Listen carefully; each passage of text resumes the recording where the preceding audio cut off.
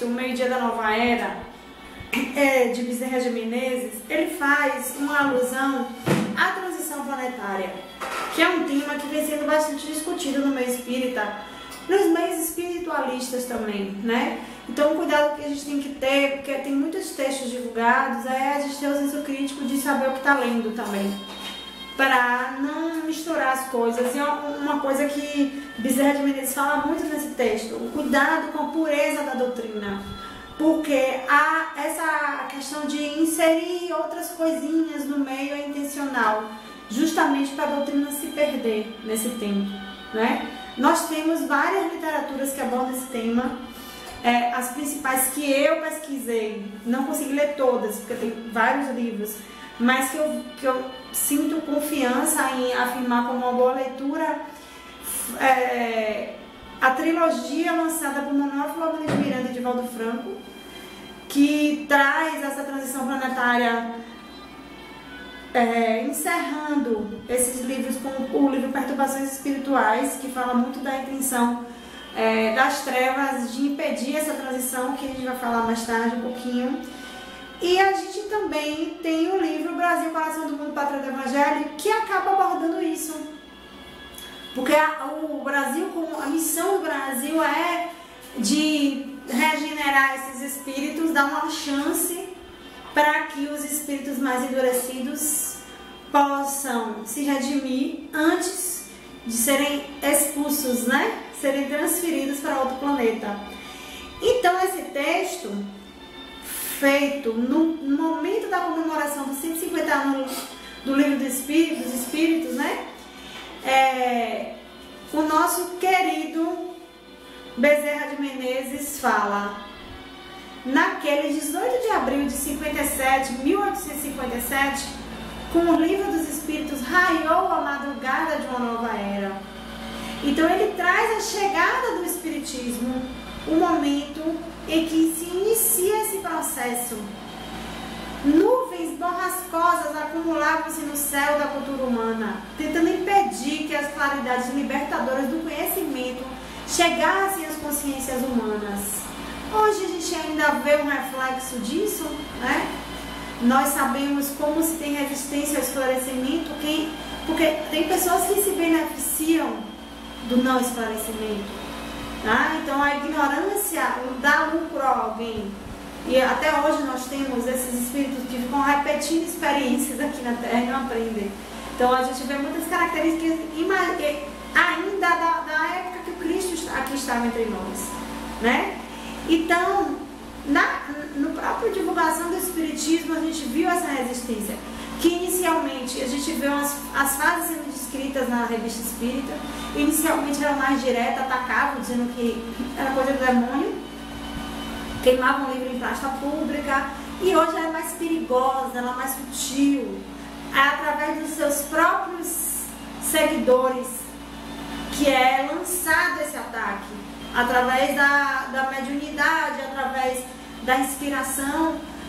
Esses seres trevosos tentam, né, manipular nós que estamos dentro da doutrina, não só no que se refere a provocar dissensões, mas de inserir questões, inserir deturpações na própria teoria espírita, para que ela se perca nesse caminho. Então ele fala, 150 anos depois, no entanto, o Livro dos Espíritos transforma em pujante claridade, sinalizando o meio-dia dessa era nova. Então Bezerra traz o lançamento do Livro dos Espíritos como a madrugada da nova era, e traz o livro, os 150 anos, como esse meio-dia. Ele é mais otimista, né? A gente tem uma literaturas que falam que a gente ainda está na alvorada. Mas isso aí é uma questão de linguagem pura que os próprios espíritos fazem, que a gente que fica se pegando a termos, né? Porque esse é um processo lento, embora um processo sofrido, um século não é nada, 2 séculos não são nada, né? No momento da grande transição, porque passa o planeta terrestre, marchando para o mundo de regeneração, a palavra de Jesus, restaurada pelos espíritos imortais, alcança as mentes e os corações, inaugurando o período de legítima fraternidade entre as criaturas.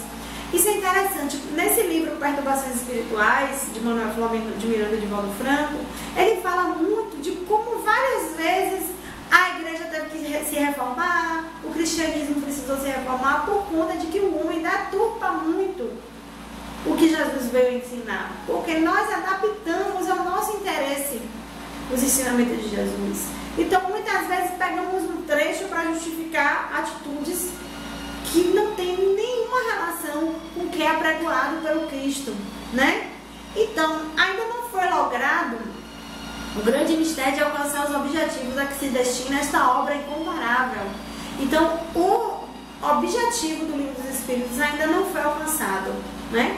Nada obstante, já se pode afirmar que logrou produzir benefícios que se não esperavam naquela manhã ainda assinalada pelas últimas mensagens da Ivernia, quando a primavera perfumava Paris. A luta prossegue sem quartel, convidando os discípulos fiéis do Mestre incomparável à vigilância. Temos falado muito disso nas casas espíritas. Vigilância, ação e devotamento integral à causa da verdade. Muitas vezes nos perdemos com comezinhos pequenos, né, que podem intervir no nosso trabalho espiritual, que é o que ajuda tanta gente. Para quem está aqui dentro, se a gente for pensar nessa grandiosidade, nós mesmos podemos pensar o quanto a doutrina me ajudou na minha vida. Então imaginemos quem está em sofrimento, o Consolador, né? Quem é espírita não vai deixar de sofrer, quem é espírita não vai deixar de passar pelas tribulações, mas a gente consegue compreender melhor a doutrina trazida como esse Consolador prometido, porque a gente passa a entender que os desígnios de Deus todos existem para que possamos evoluir. Deus é um Pai amoroso que nos dá a oportunidade de cada dia mais nos aproximar da sua luminosidade, né? Então, o insígne codificador estabeleceu períodos vários por que passaria o pensamento espírita. Quem seria ele? O Allan Kardec, né? Eis depois alcançando o período de renovação social, quando o pensamento espírita interferirá na elaboração de leis justas para a sociedade equânime e feliz, quando a voz da mensagem dos espíritos se erguerá para profligar contra os hediondos crimes que a sociedade invigilante tenta legalizar, como o aborto, a eutanásia, pena de morte, que destrói a esperança. Os espíritos que continuamos ativos além da morte, ou seja, os espíritos desencarnados que estão trabalhando na erraticidade, sabemos que essas não são as soluções ideais, porque somente o amor, através da educação moral, conseguirá deter a onda de loucura que toma conta da Terra. E realmente nós estamos sentindo essa onda de loucura. Não será através da correção e das medidas punitivas que se poderão estabelecer diretrizes para uma sociedade harmônica pautada no dever.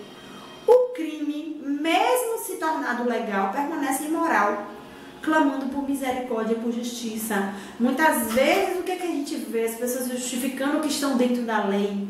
Qual lei você segue? Não se pode servir a Deus em alma humana. Qual lei nós seguimos?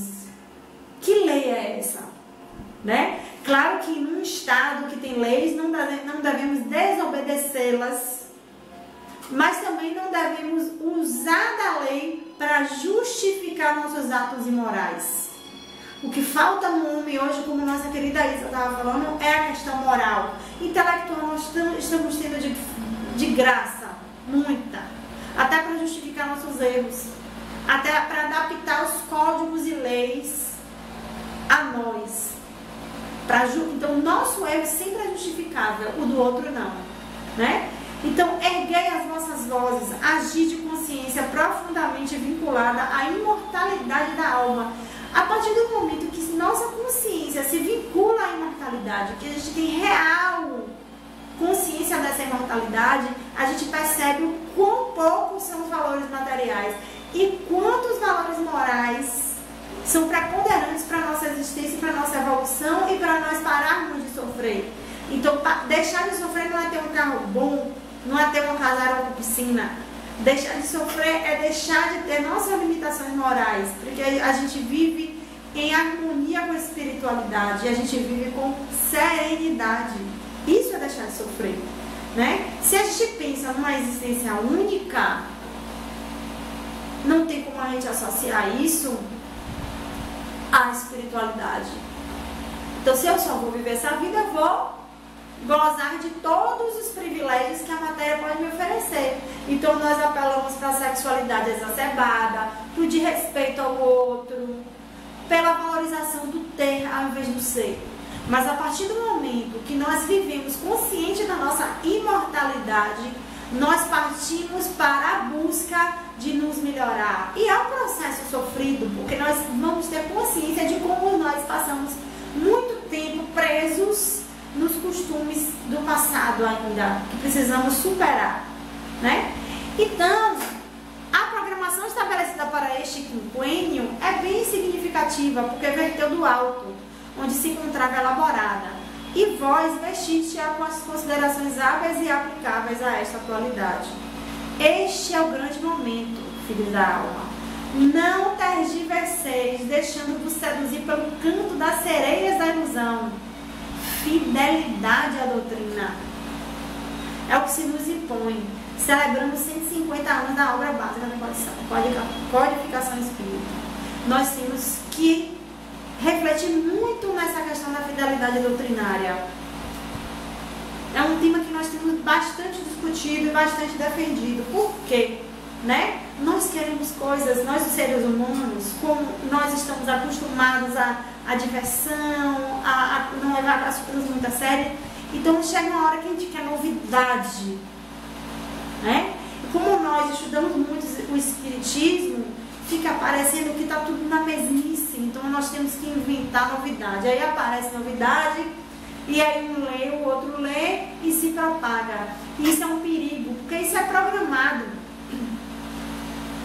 Se nós temos um mundo de transição, onde nós estamos buscando os irmãos mais trevosos para encarnar, para que eles tenham chance de se regenerar, para nos dizer, ó, não deu chance e me mandaram para cá, para esse mundo, né? Para que eles tenham a chance de se regenerar antes de serem expulsos. Imagine que eles têm consciência de que isso está acontecendo, então eles se reúnem para impedir esse processo. E para impedir que o cristianismo avance de forma mais pura, para impedir que o espiritismo avance também de forma mais pura. Por quê? Porque o espiritismo puro e simples tira o material, tira a fantasia, tira o místico e apresenta tudo como uma verdade nua e crua. Então não adianta a hipocrisia, que Jesus já combatia tanto, não adianta a aparência, né? Então é muito melhor para alguns médios e mais interessante para algumas pessoas trazer um aspecto mais místico, um aspecto diferente para o espiritismo, porque ele acha que é mais divertido, mais interessante, mas nós temos que ter muito cuidado ao que é a fidelidade doutrinária. Então ficamos muito cheios de discurso, muitas vezes nem nos aprofundamos no que realmente a doutrina traz em sua pureza. As obras básicas, as revistas espíritas de Allan Kardec trazem nua e crua a verdade espiritual, sem enfeitar nada, sem mistificar nada. Então nós precisamos nos focar nisso, simplificar isso, porque senão a gente está procurando mágica e a gente sabe que tudo vem da lei natural, né? Então não permitais que adições esdrúxulas sejam colocadas em forma de apêndice, que desviem os menos esclarecidos dos objetivos essenciais da doutrina. Ora, quantas vezes a pessoa chega para a doutrina, é nova na doutrina, ela procura alguém que tem experiência na doutrina. Então, o que vamos passar para essa pessoa é muito importante, não só no que se refere ao conceito, né? Ao conteúdo da doutrina, às definições, mas às atitudes dentro da própria casa espírita. Se a pessoa chega numa casa espírita que tem dissensões, maledicência, competição, ela vai achar que o espiritismo é isso. Então nós precisamos ser muito vigilantes no que a gente passa, no que a gente produz dentro da casa espírita e no que a gente lê, que a gente interpreta, que a gente debate. Kardec é o embaixador dos céus, até este momento o insuperável discípulo do mestre de todos nós, que soube doar vida, olvidando-se de si mesmo para que a doutrina espírita fosse apresentada incorruptível e alcançasse este período sem sofrer qualquer mutilação por parte do conhecimento científico ou das grandes conquistas de tecnologia.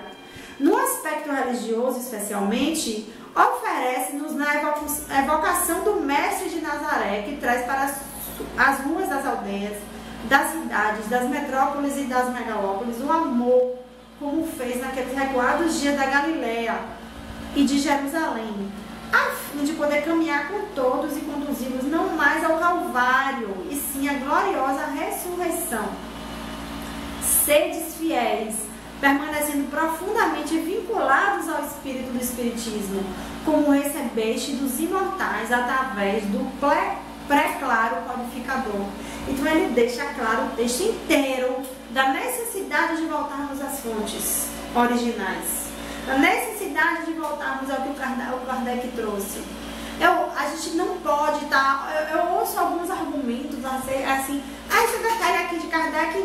Não, né? A gente começa a querer mudar algo que te incomoda, algo que sua ideia é diferente, então você pode transformar. Não é assim, né? Suplicando ao Mestre que nos abençoe sempre, em nome dos companheiros, hoje espíritos espíritas, que estão participando deste e dos próximos ágapes, abraça-vos paternalmente o servidor humílimo de sempre, que é o Bezerra de Menezes. E o que é interessante é que essa trilogia de Manuel Filomeno de Miranda com Divaldo Franco, eu não consegui ler todos os livros, porque eu leio muito num aplicativo, num leitor de livro, né? Eu compro o e-book, e ele não tem todos os textos disponíveis, né? E aí para achar rapidamente não foi possível. Mas esse livro Perturbações Espirituais, eu sempre gostei muito de Manuel Filomeno de Miranda. Eu gosto do estilo literário também. Ele traz uma continuidade muito forte do estilo de André Luiz, né? Aquele senso de pesquisa. É um livro romanceado, mas que traz muita informação. Eu costumo pegar as partes mais importantes do livro, grifar e copiar em temas, né? Eu tenho um arquivo de temas. E Manuel Filomeno, o livro fica todo marcado, né? E nesse livro, ele vinha até a Terra para trabalhar nos centros espíritas, para proteger o espiritismo dessas falanges que tentam destruí-lo, que vão diretamente dos dirigentes. Os principais vítimas são os dirigentes e os médicos, né? Mas os dirigentes são muito atacados. E quem é que está lá acompanhando o trabalho e dirigindo o trabalho? O nosso Bezerra de Menezes. Então existe alguns esclarecimentos que Bezerra de Menezes traz acerca de nossa sociedade espírita, que é impressionante. Então é um livro que vale a pena ler. E eu trouxe um texto de Joana de Ângeles chamado de A Grande Transição. Existem muitos livros interessantes sobre a transição planetária, muitos textos na internet, muitas palestras. Eu vi muitas palestras interessantes de Haroldo Dutra Dias. Tem muitos palestrantes que falam disso o tempo todo. Por quê? Porque a gente precisa ter consciência dessa transformação que nosso planeta está passando, porque é um momento super difícil para quem está se dedicando à reforma íntima, a fazer o seu melhor. Porque os chamamentos dessa ilusão do material são muito altas e a gente, se não tomar cuidado, entra num vazio de alma muito grande. Por isso que os índices de depressão, de suicídio são altíssimos. E nós precisamos que o Consolador trabalhe na sua essência para ele ser realmente o Consolador. Então, como vamos passar por essa angústia, passar por tudo isso? Que às vezes tem indivíduos que vão pensar assim, poxa, eu tenho casa para morar, eu tenho comida, eu tenho emprego, mas eu estou sentindo essa angústia o tempo todo, esse vazio de alma o tempo todo. Então, se a pessoa não tem sustentação, ela entra realmente lá para o fundo do poço. E é o que esses espíritos querem, através do pensamento, levar para a negatividade, né? Então, nesse texto, Joana de Ângeles fala assim: opera-se na Terra, neste largo período, a grande transição anunciada pelas Escrituras e confirmada pelo Espiritismo. O planeta sofrido experimenta convulsões especiais, tanto na estrutura física e atmosférica, que a gente vê através das tragédias, né? Ajustando as suas diversas camadas tectônicas, quanto na sua constituição moral. Isto porque os espíritos que o habitam, ainda caminhando em faixas de inferioridade, estão sendo substituídos por outros mais elevados, que o impulsionarão pelas trilhas do progresso moral, dando lugar a uma nova era de paz e de felicidade. esse trecho é muito importante. Porque observe, a gente fala muito na encarnação dessas falanges, desses seres que estão nas trevas para terem a última chance. E aí a gente pensa, pronto, o mundo está povoado pelo mal, né? A gente pensa nesse aspecto, o mundo está tomado pelo mal, principalmente o Brasil, né? Porque por ter essa missão de pátria do Evangelho, a gente tem aí, a gente vê, né? As reencarnações de pessoas acostumadas ao poder, aos desmandos, e a gente está vendo aí como é que a coisa está degringolando.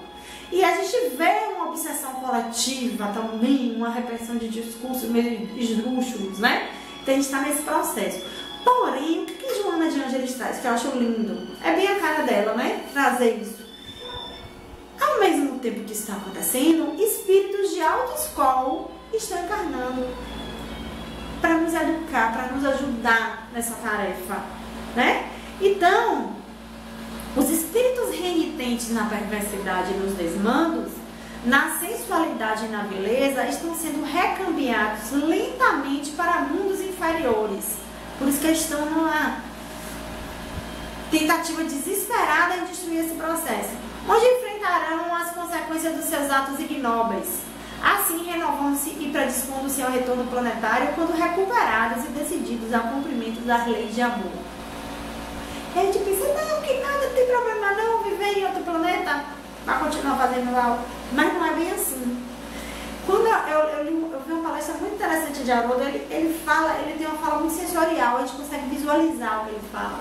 Então ele fala assim de Capela, falando dessas pessoas que foram degradadas para a Terra.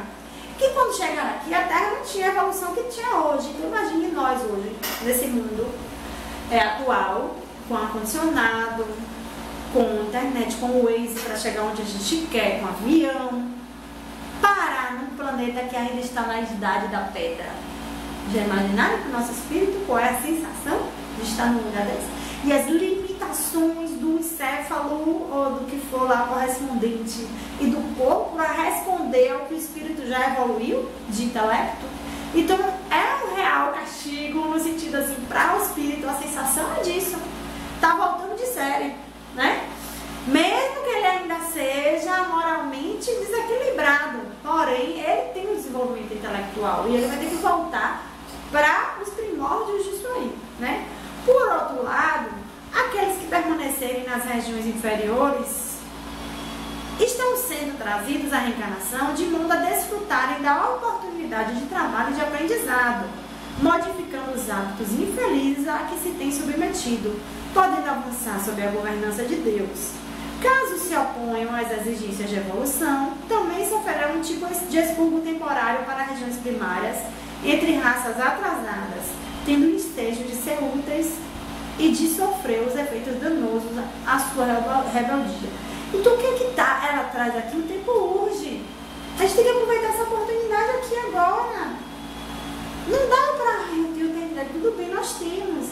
Mas nós precisamos, nesse momento de transição, saber onde queremos ficar, à direita ou à esquerda, né, que falam. Então, para que eu consiga? A gente não vai ser perfeito agora, não é isso que se está exigindo de nós.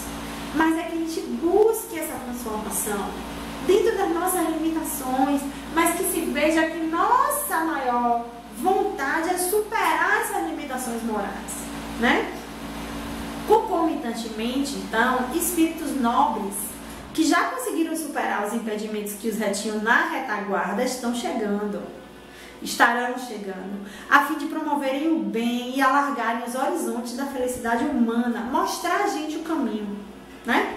Trabalhando infatigavelmente na reconstrução da sociedade, então fiel aos desígnios divinos. Da mesma forma, missionários do amor e da caridade procedentes de outras esferas mais evoluídas que a nossa, estarão revestindo-se da indumentária carnal para tornar essa fase de luta iluminativa mais amena, proporcionando condições dignificantes que estimulem o avanço e a felicidade. Vamos observar bem. A gente tem duas formas de retorno ao mundo inferior ao que você está. Uma é como uma espécie de castigo, né? O espírito não acompanhou a evolução daquele planeta e vai ter que ser degradado para outro planeta mais inferior. Outra é em forma de missão. Um espírito que está nos mundos superiores vem para nos ajudar a passar por esse processo, para nos guiar, né? Isso é muito lindo, né? E a gente tem que pensar que sempre missão vai ajudar um determinado local, mas sempre é algo para nós também, para nossa evolução. Então esses espíritos que vêm cumprir isso também estão praticando a evolução deles, né? Não serão apenas os cataclismos físicos que sacudirão o planeta como resultado da lei de destruição, geradora desses fenômenos, como ocorre com o outono, que derruba a folhagem das árvores, a fim de que possam enfrentar a invernia rigorosa, renascendo exuberantes com a chegada da primavera, mas também os de natureza moral, social e humana, que assinalarão os dias tormentosos que já se vivem, e a gente tem visto isso. Nunca se viu tantas pessoas revelando realmente o que são, o que acreditam, seus preconceitos, né? Seu desprezo para com quem ele acha, que as pessoas acham que é menor do que a si mesmo, porque não enxergam que hoje você está num momento em que você é dado como superior, num ganho social, mas amanhã você pode estar na encarnação em que você está exatamente no lugar daquele que você despreza, né? Os combates apresentam-se individuais e coletivos. É o que Isa estava falando, ameaçando de destruição à vida com hecatombes inimagináveis. A loucura decorrente do materialismo dos indivíduos atira-os no abismo da violência e da insensatez, ampliando o campo do desespero que se alarga em todas as direções. Como as pessoas estão reagindo violentamente, se agredindo, agora através das redes sociais, né? As redes sociais têm o seu benefício, mas ela permite que você se esconda atrás de uma tela e possa agredir, né? Sem maiores consequências muitas vezes. Esfacelam-se os lares, desorganizam-se os relacionamentos afetivos, desestruturam-se as instituições, as oficinas de trabalho convertem-se em áreas de competição desleal. Ó, gente, eu estava conversando com o pessoal essa semana. As empresas agora demitindo, o que elas fazem? O trabalhador, ao invés de se unir, um apoia o outro e criar um clima de harmonia para que a gente consiga enfrentar o que está passando, cria-se um clima de competição que um quer derrubar o outro, porque como não sou eu que quero perder o emprego, eu quero fazer fulano perder para poder eu ficar. Então fica assim, nós nos maltratando, em vez de nós cuidarmos um do outro. Nós precisamos cuidar mais um do outro. O mundo vai ser muito mais agradável de viver, o ambiente de trabalho vai ser muito mais agradável. As ruas do mundo transformam-se em campos de luta perversa, levando de roldão o sentimento de solidariedade e de respeito, amor e caridade. A turbulência vence a paz, o conflito domina o amor, a luta desigual substitui a fraternidade. Mas essas ocorrências são apenas o começo da grande transição. Porque qual é a nossa fatalidade? É a conquista do amor que proporciona a plenitude. Então estamos passando por uma tempestade, né? Há em toda parte uma destinação inevitável que expressa a ordem universal e a presença de uma consciência cósmica atuante. A sensação é de que está tudo solto, que está uma bagunça. Mas na realidade todo o processo de transição acontece uma radicalização de determinadas coisas para que elas venham à tona, a gente reconheça que elas existem e a gente trabalha isso. Então olhe como o nosso processo de autoconhecimento e o nosso processo como sociedade é parecido.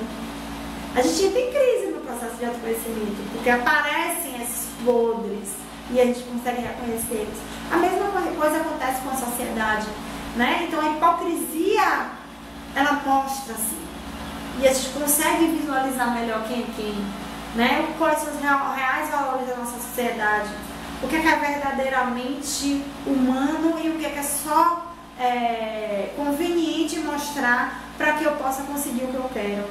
Então a rebeldia que predomina no comportamento humano elegeu a violência como instrumento para conseguir o prazer que lhe não chega de maneira espontânea, gerando lamentáveis consequências que se avolumam em desaires contínuos. É inevitável a colheita da sementeira por aquele que a fez. tornando-se rico de grãos abençoados ou de espículos venenosos. Quem planta fruto bom, colhe fruto bom. Quem planta espinho, colhe espinho. Como as leis da vida não podem ser derrogadas, toda objeção que se lhe faz converte-se em aflição, impedindo a conquista do bem-estar. Da mesma forma como o progresso é inevitável, o que não seja conquistado através do dever, ser-lo-á pelos impositivos estruturais de que o mesmo se constitui. A melhor maneira, portanto, de compartilhar conscientemente da grande transição é através da consciência de responsabilidade pessoal. Então, como é que eu faço a minha parte? Mudando a mim mesmo, é a mudança íntima. Porque quando eu realizo a mudança em mim, eu contribuo para harmonizar todo o conjunto, tá? Então, nenhuma conquista exterior será lograda se não proceder das paisagens íntimas, nas quais estão instalados os hábitos. Eu lembrei aqui da oração de São Francisco. Porque assim, onde é ódio que eu leve amor. Parece que você está indo num lugar que está todo mundo brigando e você leva o amor, né? Onde está tristeza, aí você leva a alegria. Mas e quando o ódio vem até você? Quando alguém te trata mal, te maltrata e o ódio vem até você, você consegue mostrar a face do amor?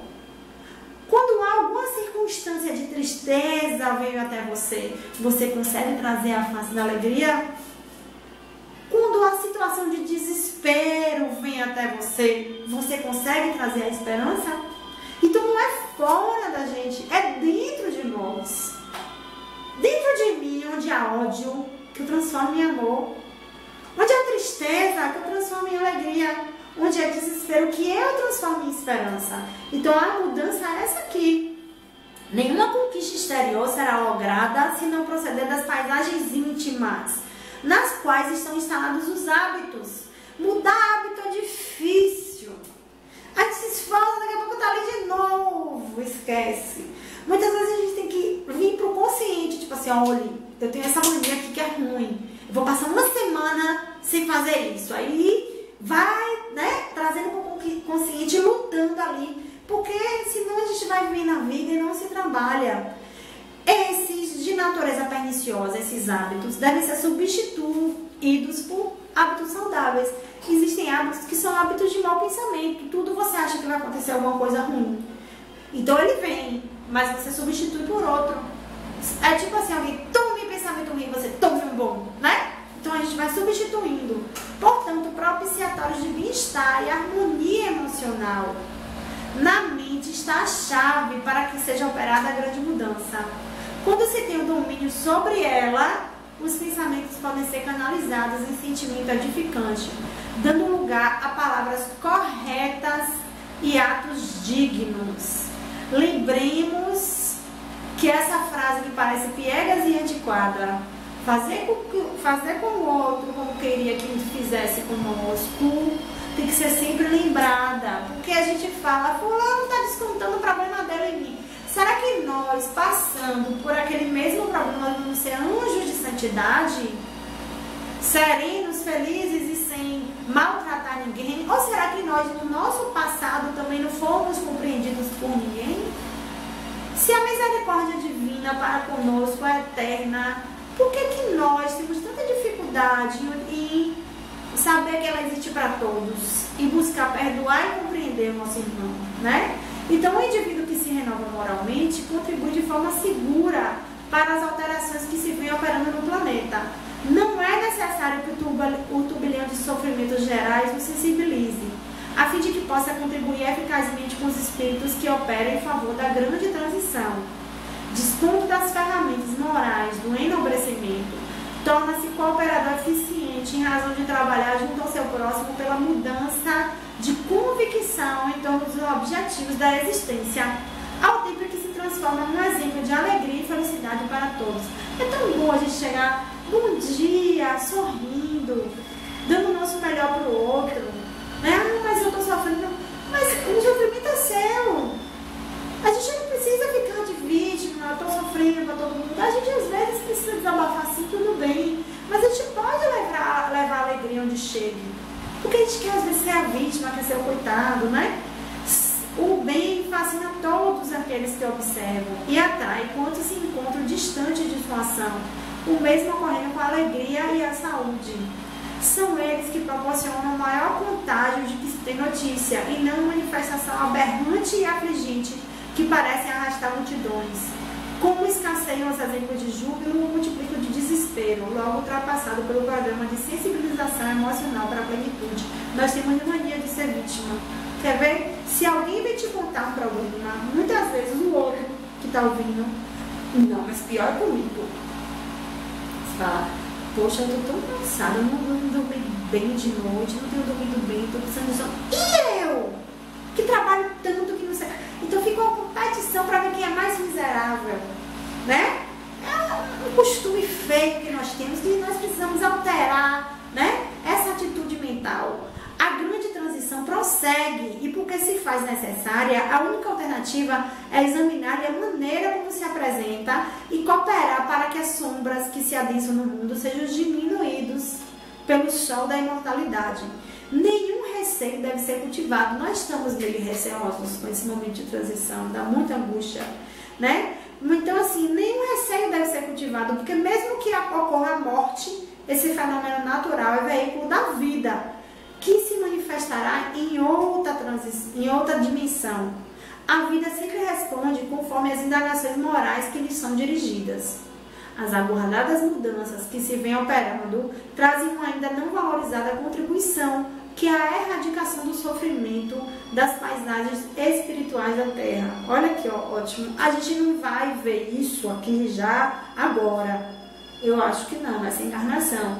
Mas nós, ou no mundo espiritual, ou na futura encarnação, vamos vivendo isso, né? E quanto viceja o mal no mundo, o ser humano torna-se-lhe a vítima preferida em face do egoísmo em que se estossega, apenas por eleição especial. A dor momentânea que o fere convida-o, por outro lado, à observância das necessidades imperiosas de seguir a correnteza do amor no rumo do oceano da paz. Porque enquanto a gente não segue o rio, não corre para o mar, quando a gente não segue o amor, a gente está voltando, a gente nunca vai chegar nesse oceano de paz. A gente é cego nisso. A gente quer ficar nadando contra essa correnteza, essa corrente. E a gente precisa nadar na correnteza do amor, para a gente vislumbrar esse oceano de paz, de serenidade. Eu acho que a maior felicidade não é a alegria, aquela alegria, né? Uau, anda assim, gritando, contagiando. Não é isso. Mas é ser sereno. Isso é que é a felicidade. Logo passado o período de aflição, chegará o da harmonia. Até lá, que todos os investimentos sejam de bondade e de ternura, de abnegação e estrita confiança em Deus. Então, serenidade no nosso coração vem quando confiamos no Pai. Claro que tem situações que nos fazem sofrer na terra, mas precisamos orar a Deus, não pedindo somente, tudo bem, a gente pode até pedir, oh Deus, minora meu sofrimento, mas se não for possível, que eu possa atravessar esse período confiando em Ti. Às vezes a gente vislumbra que a gente vai atravessar um período difícil, a vida traz essas dicas pra gente. Então a gente pode falar que minha confiança no Senhor não vacile, e que possamos seguir com esperança e paz. Muita paz para todos, que nós possamos sempre trazer a mensagem de Jesus nos nossos atos.